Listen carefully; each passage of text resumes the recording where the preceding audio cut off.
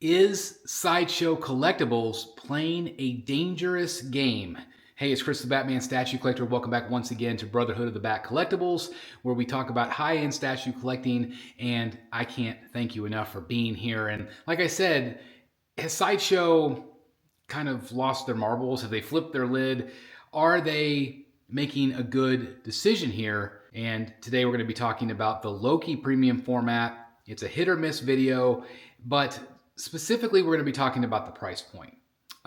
We've been talking about it quite a long time here on the channel, where Sideshow continues to be kind of the sane ones out there when we look at other companies jacking up the prices and then also charging these exorbitant amounts of shipping. And so, yes, the glory days are gone of Sideshow in terms of price. You know, whenever I got into the hobby, we were looking at $300, $350 for a premium format. That, of course, has crept up to the $800 mark, $700, $800 mark. Well, now, the last couple of releases, they are around the $1,000 price point or a little higher. This worries me. But it also goes along with what we've been saying for the last 6 months, that we feel like a lot of the companies at this point, they're not targeting the newer collectors. They are targeting the only collectors left. And that's probably you watching, the hardcore collectors. And I think that there is some rhyme and reason to that, because we are still the ones still here. But I'm really worried that, you know, that great reputation that Sideshow's had for the last couple of years. I mean, there is no question that their quality is great. Their sculpts are great. You know, Richard Luong, just phenomenal in terms of design. I love what Sideshow does, but these particular price increases, like if let's say they had one over $1,000, then wait to do the next $1,000 after the last, like maybe like 5 more premium formats down the road, just to kind of give people a buffer. But like doing back-to-back ones where it's very expensive. You know, we're talking about the John Constantine piece. Now that is a very elaborate throne piece. So I understand why it's a little bit more, but like, look at Batgirl. Look at Batgirl with Clayface. That's a very intricate base. It's got a light up feature. So you can't tell me that there's that much of a difference.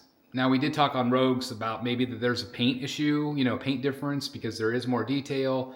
So maybe it takes longer to paint. That costs more at the factory. Again, there is trickle down things that we don't always know about. So maybe this price point on this particular Loki is very fair. But I know it's going to have people go like, you know, WTF, like what is going on? Like, why are we now at $1,000 for quarter scales? Now, other companies have been charging that for years. XM, Prime One, you name it. But Sideshow has been the one consistent. So maybe Sideshow is like, well, we might as well join them, you know?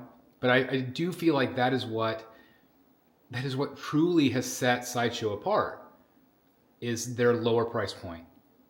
And I get it with shipping, like overseas and import taxes. I get it. I'm just talking about my own experience and collector's experience here in the United States, because that's where I am. But I definitely feel your pain in the Europe area. I definitely understand, because I hear about it all the time from you guys about how frustrating it is. I want collecting to be fun. I want people to enjoy the hobby. But with these price increases, it gets harder. It does. So anyway, that's my 2 cents. I'm going to show you the photos, and I'll let you judge for yourself about the price.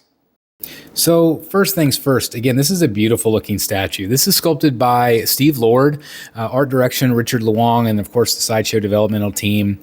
Just really a great looking piece. I think this one's going to be very popular among collectors. Like I said, of course, just the price point is what's a little bit, maybe a little bit tricky here, but I think that there are a lot of details. Is it, you know, worth a ton more than Riddler? I don't know. I don't know. Again, there's a lot of questions, I guess, with this one. Is like, why is this one a little bit more expensive? There is 2 different versions. There's a regular version, and the regular actually is $995. So we're still talking about $1,000 here for that. You do get the great staff, which looks great. You also get Mjolnir, which is awesome.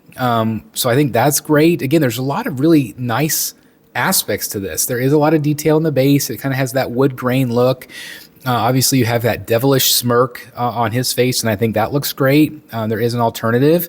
23.3 inches tall, so definitely a premium format. It's definitely got some height, especially with that staff.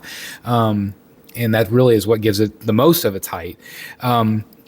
But at the end of the day, again, people are just going to have to judge, if they like it enough to pay the price. But that's really kind of where we are with everything these days. Not just collectibles, but everything we buy, even eggs at the grocery store. It's like, are you going to have your eggs and bacon today? But again, I really do love the detail. I think they poured a lot of love and just their soul into this thing. I think it looks great. There is going to be an exclusive, like I mentioned. The images that we're still looking at here, they're all the regular. You get all of that with the regular version. So I think you're fine with that version if you really, like it. But for $25 more, I mean, at that point, you might as well just go ahead and pay it, right? You're going to pay a little bit more. And the exclusive is $1,020. Okay. So again, we've tipped the price point of $1,000 for a quarter scale. It's not the first one. It's not going to be the last, but I know some people are just disappointed today because of what they saw with the price, but I think a lot of people love this one. Again, you have, kind of a different take. You have kind of that, Avengers look with the longer hair, the shorter crown. And so I think that looks really good. I don't think you could really go wrong with either version here. But again, for $25, you might as well just get the exclusive alternate swap out portrait because I think they did a nice job on all of it. If I was a Marvel collector, this would be probably a piece that I would definitely consider. I really love the art direction on this one. I liked the teaser even that they did.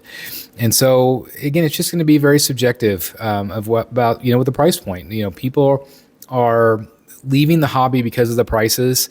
And so just like a piece like this, even if Sideshow's completely justified with the price, I still just worry because I worry that they're going to continue to push people away. And again, Sideshow's been so good at it. They've been so good at keeping the price really decent. And so if, every premium format from here on out is $1,000 or most of them, I just worry about what that's going to end up doing to the hobby overall. All right. As always, I'm going to turn it over to you.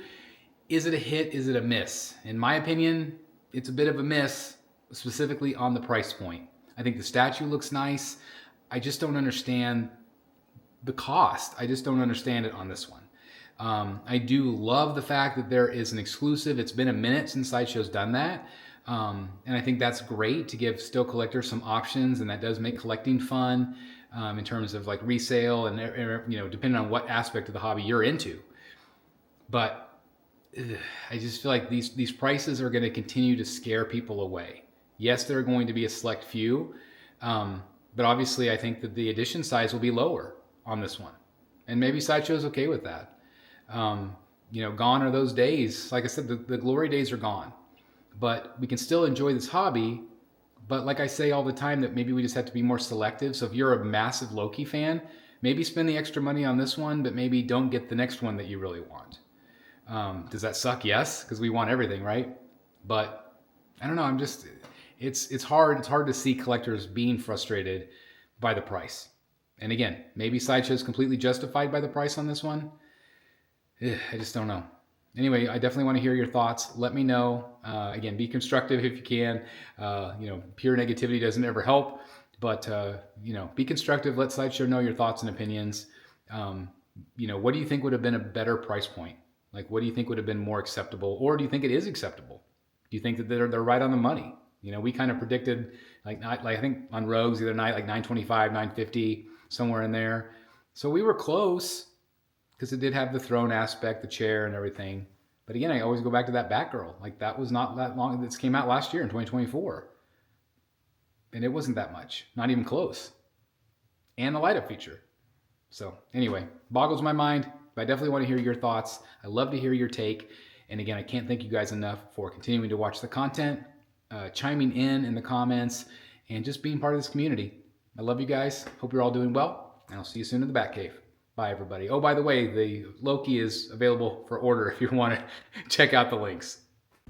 Hey guys, thank you so very much for watching today, and if you're new here, please hit the subscribe button right here on the screen and check out these 2 awesome videos. I think you're going to love them. And also please join us on social media, Facebook, Twitter, Instagram, and TikTok. I would love to have you join in all the fun. Thank you guys so very much for watching. See you in the Batcave.